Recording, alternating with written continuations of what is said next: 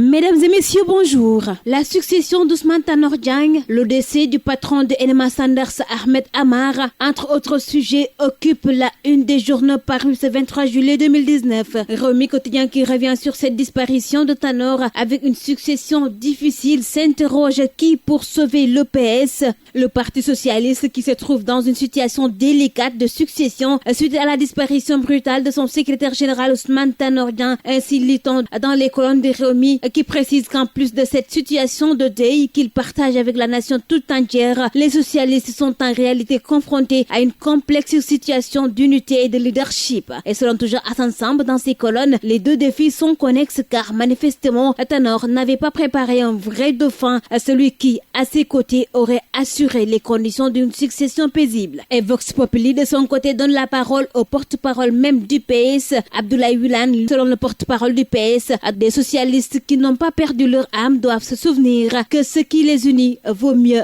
que ce qui les divise. Le porte-parole du Parti socialiste qui s'est livré à cœur ouvert dans l'apparition de Vox Populi de ce matin et soutient également que dans le PS, tous les responsables et militants sont interchangeables à merveille. Mais Jean-Paul Diaz, lui, dans la tribune, estime que si les socialistes envisagent vraiment de revenir au pouvoir, ils doivent regarder dans la même direction. Autre sujet qui a aussi défrayé la chronique de ce matin, c'est bien sûr la disparition d'Ahmed Amar, le PDG de NMA Sanders. Dans la tribune, l'on fait part que le Sénégal perd un grand mécène. L'homme d'affaires Ahmed Amar qui est décédé hier de manière assez brutale selon ce quotidien. En effet, c'est avec consternation que le Sénégal a appris le rappel à Dieu de cet industriel qui a su construire un empire au travail des centaines de Sénégalais. Mécène de première heure, Monsieur Amar a tiré sa révérence à un moment où personne ne s'y attendait et qui se bâmonde en ayant rempli pleinement sa mission selon toujours la tribune qui nous livre ce matin ses propos tenus il y a quelques semaines seulement à propos de sa société devenue incontournable. L'As quotidien de son côté voit une belle âme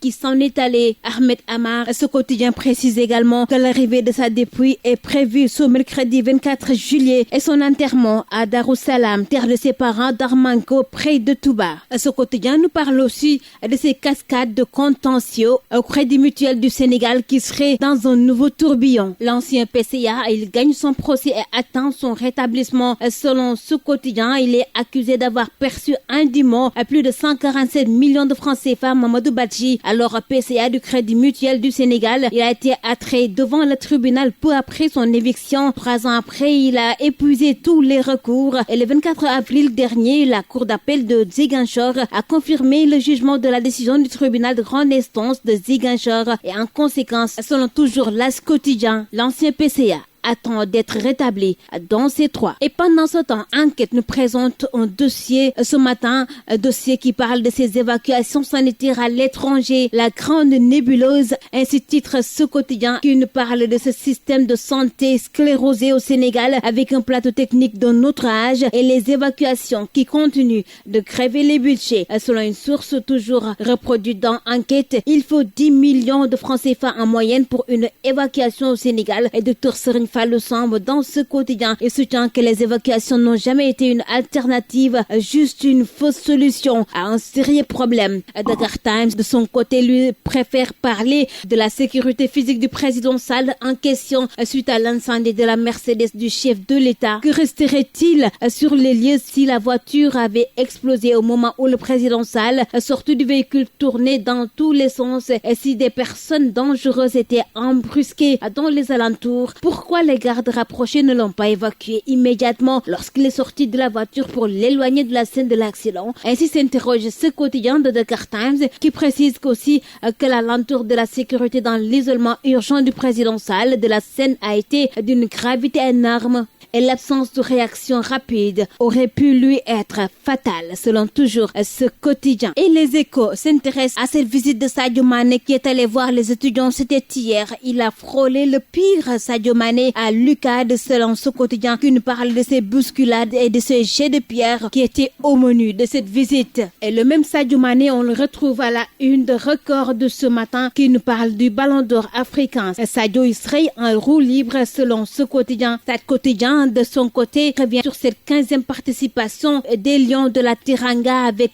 0 sacre. Comment coûte-t-il vraiment aux Lions pour gagner? Ainsi s'interroge ce quotidien qui donne la parole à Amdi Faye. Et selon lui, dans ce quotidien des sportifs, un problème de mental se pose ainsi pour battre les grandes équipes. Et nous terminons ce tour des kiosques sénégalais, mesdames et messieurs, avec l'Observateur qui nous présente cette enquête sur ces Sénégalaises qui confondent le sexe et la cuisine. Et selon ce quotidien, il y a aujourd'hui des condiments d'un dangereux jeu de séduction pratiqué par les filles et les grandes dames et un nouveau concept jongué qui risque de créer sur le long terme un réel problème de santé publique, selon toujours l'Observateur. D'ailleurs, nous bouclons ce tour des kiosques sénégalais paru ce 23 juillet 2019. Merci à vous de l'avoir suivi et très bonne lecture à tous.